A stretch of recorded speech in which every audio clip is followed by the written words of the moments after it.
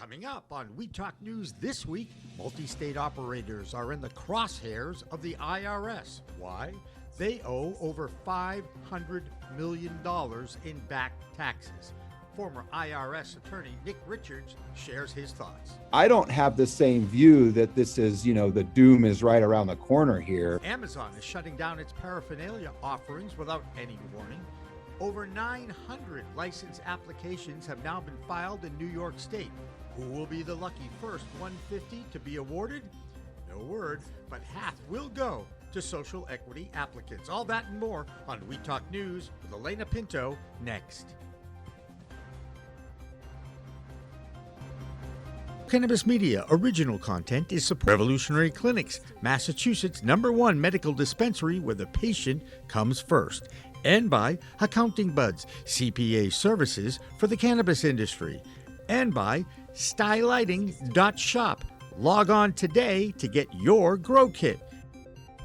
We are Pro Cannabis Media.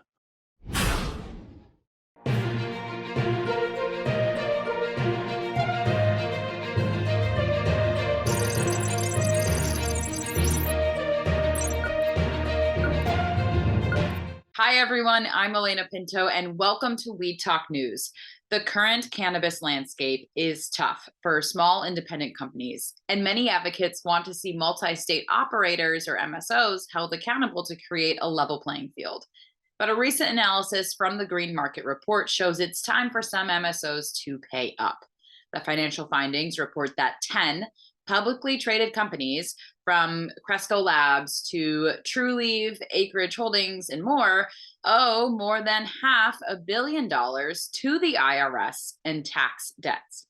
Curaleaf and Verano alone hold the bulk of the debt at a whopping $268 million. We spoke with cannabis tax attorney Nick Richards about why this could actually prove to be a positive turning point for the industry as a whole. The numbers are public information, so that's definitely true. I think there was definitely a difference of opinion around a undisclosed attorney that felt like this was going to be the end of a few of these companies, and myself, who has experience protecting people for years with tax debt. So I don't have the same view that this is, the doom is right around the corner here. It may be that they won't eventually be able to hold these funds like they're doing, right? They'll have to pay something, but I am confident that, with a good tax attorney, they can keep them alive for quite a while. Something has to happen that's positive for this industry for it to survive. And is it safe banking, Nick? That would give the industry a big shot in the arm for sure. It doesn't do away with the financial bottom line problems for the industry because it doesn't do away with Section 280E, but it opens up the door to traditional financing, which is what a lot of these companies need. And even the MSOs now are going, well, gosh, now we're not getting that private fund financing anymore. They need traditional financing now as well. And I think, I'll say this, I was on the phone earlier with a new bank startup that is going to give bank accounts to the entire industry and do financing and all that kind of stuff. So there are some players that are looking to capitalize on that need and do it in a way that is not as predatory as we've seen in the past, or as I've heard has occurred in the past. Last year, Amazon publicly announced the company would stop testing employees for cannabis and would even put lobbying efforts toward federal reform. But it's apparently not giving the same support to business owners who want to sell on the platform. Seattle Times reporter Lauren Rosenblatt recently wrote a story in which she discovered Amazon has been quietly removing cannabis-related products from its site, namely in the form of grinders. Arnold Marcus of Golden State Grinders says he's been selling his products labeled as spice grinders on the retail site for the past 9 years. So you can imagine his shock when last year the company removed his posts flagging the products as a violation of company policy, prohibiting the sale of drugs and drug paraphernalia. Marcus spent months fighting the decision, but was unsuccessful. Even though you can search cannabis grinders on Amazon right now and still find products. So it's unclear what this gray area in online retail could mean for ancillary businesses in the future. And with that, let's check in with Deborah Borchardt for more from the Green Market Report this week. I'm Deborah Borchardt, and this is the Weed Talk News Business Update from the Green Market Report. This week, cannabis giant Canopy Growth said it was getting out of the retail store business. The company is selling off its Tokyo Smoke and Tweed stores. Canopy said that it is now focused on becoming profitable, and that meant it would pivot to becoming just a consumer packaged goods company. The Northern Lights SPAC was completed this week. Safe Harbor Financial is finally trading on the NASDAQ, even though the company got just a little less money than they had planned. However, investors are making sure Safe Harbor has enough money in the pipeline to keep it secure for the next several months. Ascend Wellness announced that its CEO, Abner Curtin, would step down after news surfaced of a domestic dispute. The company said it would have 2 interim co-CEOs as it begins a search for a permanent replacement. And finally, London-based British American Tobacco acquired a minority stake in the German marijuana company, Sanity Group, and they led the company to what they claim is the largest capital raise in European cannabis history. The BAC Group led a $37.6 million Series B capital raise for Sanity Group, and they will use that money for expansion and looking further down the road when Germany is fully legalized. And this has been the Weed Talk News Business Update. I'm Deborah Borchardt with the Green Market Report. In what could be a key move for the Keystone State, more than 2,500 Pennsylvanians with minor nonviolent cannabis convictions have applied for a pardon. All thanks to a new program launched by Governor Tom Wolf and Lieutenant Governor John Fetterman. Regulators in New York State are getting closer to beginning recreational sales. The window to submit applications for the state's first retailer licenses has closed, and 903 businesses have completed and submitted their forms, all run by people who have been harmed by the drug war. The Office of Cannabis Management says it will be selecting 150 of those applicants to open the state's first adult use shops before expanding the application pool to other businesses. And while that's all good news for New York, the state's Legislative Commission on Rural Resources has asked the OCM for clarification on legalization going forward. The commission is requesting information about licensing opportunities and what it calls conflicting timelines and regulations, as well as clarification around potential supply problems and the enforcement of gray market vendors. Another state looking for clarification on regulations is the Garden State. Workplace guidelines released by New Jersey's cannabis agency have people dazed and confused. Jill Goldsberry has the details. Hello, Jill here from We Talk News, New Jersey, and here's what's going on in the state. As cannabis business grows in the community, so do the jobs. Now that it looks like dispensaries have a committed staff, the New Jersey Cannabis Regulatory Commission has issued guidance for workplaces as a first step towards formulating and approving standards for workplace impairment recognition. The new workplace guidelines released by the state agency overseeing cannabis has employees literally dazed and confused over what they can and cannot do to discipline a worker who might be high on the job. The guidance and reasonable suspicion observation report form issued by the New Jersey CRC are meant to support the employer's right to create and maintain a safe work environment and to affirm the employee's right to due process. In addition, the guidance states that employees cannot be acted against solely due to the fact that there is cannabis present in their system. But employers will still have the right to drug test on reasonable suspicion of impairment. So then there's that. Diana Hunu, chair of the Cannabis Regulatory Commission, says that the guideline is likely to capture what many employers are already doing and have been doing since before legalization. In more workplace news, cannabis startups looking for office space now have the option of co-working in a legitimate space that they can consume, network, and meet like-minded colleagues. Work and Roll, which is a co-working space in Manhattan in the Flatiron District, is now open and available, offering a quiet space to work, consume, attend events, and network with other cannabis entrepreneurs. If you're in Brooklyn, you may want to check out the new co-working Mondays at Cloud House, which is located in a different space that you will get emailed to once you sign up. And that's located in Brooklyn. Co-working Mondays is hosted by Black Girl Smoke. And lastly, we want to take a moment to congratulate some cannabis entrepreneurs that have made some real strides over the last year. We want to congratulate Vlad and the Happy Monkey crew on their 5-year anniversary, celebrating this weekend. If you're in New York and you want to celebrate with them, head on over to happymonkey.com. We hear there's still a few tickets left. That's been the news for We Talk News New Jersey. I'm Jill Goldsberry. A policy in plant production and business coming to the Pacific Northwest. Many states where cannabis is legal require vertical integration, which means a company has to own and operate every aspect of their production from seed to sale. Washington state has banned that practice since cannabis became recreationally legal. That is, until now. Josh Kincaid has the details from Washington State. I'm Josh Kincaid from the Talking Hedge with the Washington State Cannabis Report for Weed Talk News. Washington looks at lifting previous vertical integration bans. Unlike most states, Washington prohibits vertical integration, and as a result, the products and branding are more developed here than most other areas due to fierce competition.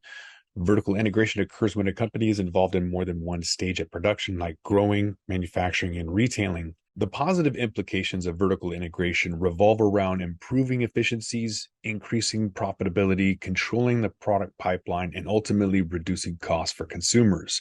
However, not without its drawbacks. Disadvantages of a fully integrated business include reduction in corporate flexibility, increased costs and oversight required to run and expand a business, and possible loss of focus. Some feel it's an economically progressive rule that promotes competition and prevents monopolization of the cannabis industry, making prices far more fair to consumers, while the goals of prohibiting vertical integration are to discourage predatory business practices as well as decrease the potential for public harm or overconsumption as a function of preventing onerous legal and business obstacles. So when will Washington State become vertically integrated? You're going to have to come back to Weed Talk News to find out.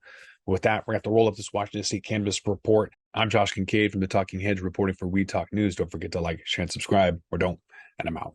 Don't get comfortable just yet. Those aren't the only policies changing, but big changes in the Golden State are actually looking hopeful. California is expanding access to medical cannabis delivery thanks to a recently passed bill by Congress. Tom Hunters has the details in this week's California report. This is Tom Hunters of StuffStonersLike.com with the weekly Weed Talk News live from NorCal. Here are the top stories from the Golden State. If you are a medical cannabis patient in California, you now have your own patient's rights law. Thanks to the Senate passing Bill 1166, no town or city can deny the delivery of your medicine or to your caregiver, even if they opted out of the sale of cannabis in their jurisdiction. Even though this new law won't go into effect until January 1, 2024, this will prohibit localities from banning medical cannabis delivery. The California Department of Cannabis Control seeks $128 million in penalties from illegal cannabis businesses. The California Department of Cannabis Control is seeking $128 million in penalties from illegal cannabis businesses that regulators say produced and sold products in the state for more than a year without a license. Regulators argue that undisputed evidence was revealed, which occurred for roughly a year and a half. The parent company has acquired the remaining 15% equity of its Calma-Weho LLC dispensary following receipt of all necessary regulatory approvals. The 3,250 square foot dispensary is one of 11 stores in the West Hollywood area that is licensed for storefront retail and recently debuted its Monogram store within a store concept, providing consumers a curated experience of the Monogram brand and its line of products. And that's the news. Meanwhile, back here at home, all seems to be quiet on Capitol Hill as far as federal reform is concerned. But there is good news if you're looking at a career in the Air Force or Space Force. Vote Pro Podcast has that story and more from Washington, D.C. Hi, I'm Phil Adams from Vote Pro Podcast, and this is the Weed Talk News DC report. A federal agency is looking to score about 4.5 tons of weed.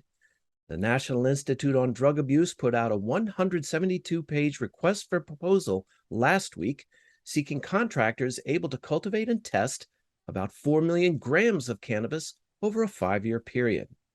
Primary purpose, according to the RFP, is to supply cannabis for government research. For more than 50 years, the NIDA relied on a single source of marijuana for its research, a farm at the University of Mississippi.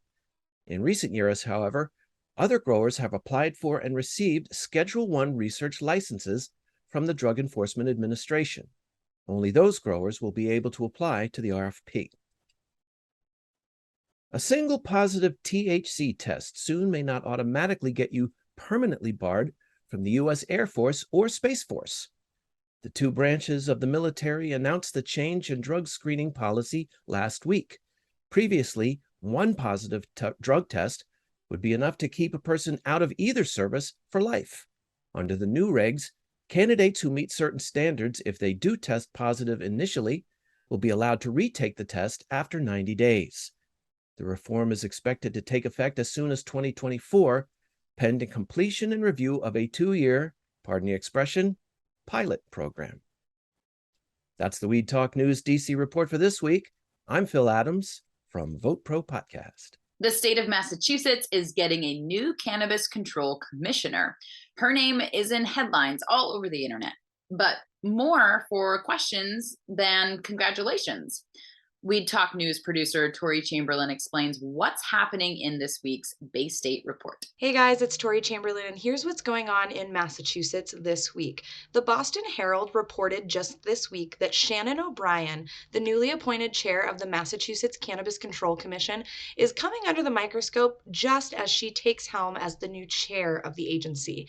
The Herald found that O'Brien is currently listed as owner and partner of Greenfield Greenery, dating all the way back to the company's 2020 application for a cultivation license. O'Brien even represented herself as the company's CEO as recently as June 2021 at a zoning meeting in Greenfield. And at first look, this is not really a favorable position to be a business owner taking charge of policy and regulations for an entire state. However, the businesses that she is currently tied to, O'Brien, have only been granted a provisional license so far, so they haven't actually been given full approval to operate throughout the state. So things aren't totally set in stone yet. And furthermore, a spokesperson for the Cannabis Control Commission recently said that the agency is aware of O'Brien's connection to these businesses and that a change of ownership request has actually already been filed. It just hasn't been processed yet. So this is another testament to just how long things take in the procedural sphere of the cannabis industry. So we'll have to see how that ownership request all shakes out. And in other news, cannabis testing company ACT Laboratories, or ACT Laboratories, has agreed to acquire Salem-based CDX Analytics, which is another lab. ACT's CEO says, quote, expanding our footprint not only enables us to take better advantage of our investments in new technology, but also allows us to better anticipate regulatory trends and leverage standardized best practices across our network, meaning all of the cannabis industry. We're in a world of weed right now where there's really not much regulation or oversight on labs, so it'll be really interesting to see where this partnership takes the forefront of cannabis testing and technology in the very near future. And finally, Boston-founded brand Hitman, Tega Hitman, is back in town from their new home in Los Angeles for the Best of New England competition. I am judging the flower category of a bunch of companies who have submitted their best, so I'll be giving you a full recap of that event and all the awards next week. For now, that's it happening in Massachusetts this week. I'm Weed Talk News producer Tori Chamberlain. And finally, Pro Cannabis Media is going live next week from the heart of the Bay State for a one-of-a-kind event. Our own Jimmy Young will be live at the High Lifestyle Show in Boxborough featuring Cheech, Marin, as well as the Whalers, and so much more. So tune in to next week to see all of the antics live as they unfold. And until next time, remember, it's a whole new world of weed out there, so use it wisely. I'm Elena Pinto for Pro Cannabis Media.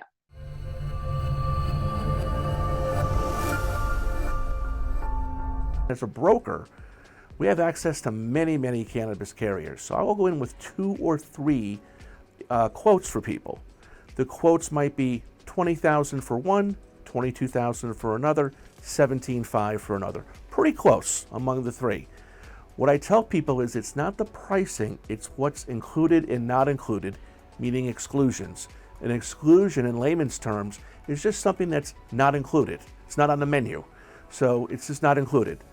But if you don't know that, if no one shows you that on page 71 of a 150-page policy, you're not going to know. No one knows. I never met one person that says they read an insurance policy. If you do, I got some property in Florida for you.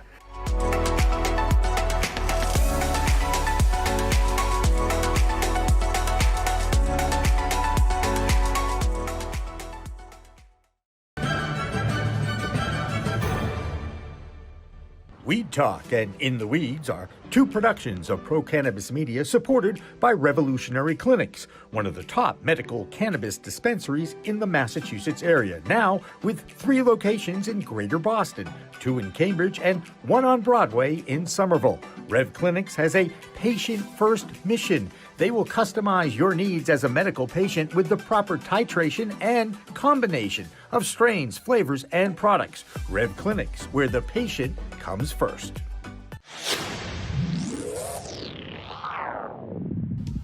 Hey, you want to grow your own plants? Check out Style Lighting's Grow Kit. It has everything you need to become an expert home grower and bring the power of the sun indoors. Style Lighting uses TCP's high-powered commercial LEDs that deliver twice the output in the market.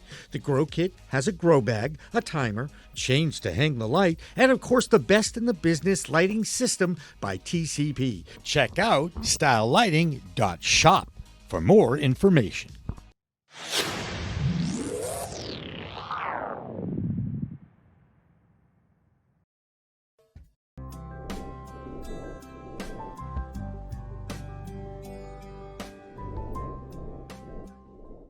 Pro Cannabis Media programming is available live and on demand on our Facebook page at Pro Canna Media, on Instagram at Pro Cannabis Media, on LinkedIn also at Pro Cannabis Media, on YouTube and YouTube Live on Pro Cannabis Media, Twitter at Pro Canna Media, and on twitch.tv/Pro Cannabis Media. So like, share, and subscribe to all of our content, newsletters, and shows live or on demand. We are Pro Cannabis Media.